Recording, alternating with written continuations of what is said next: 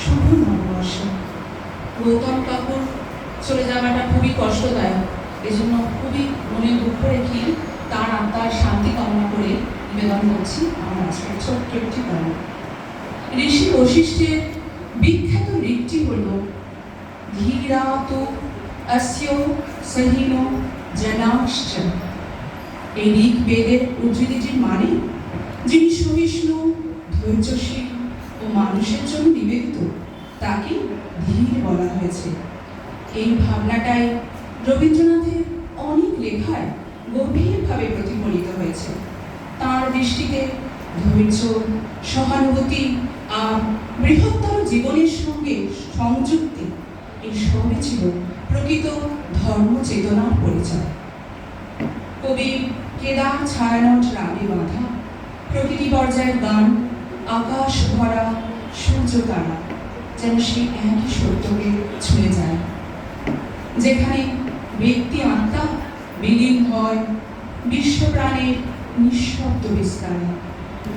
তাই কবির এই গান আর ঋষির মন্ত্র দুটি যেন এক অভিন্ন সুরের দুটি দিক। আমার আজকের নিবেদন।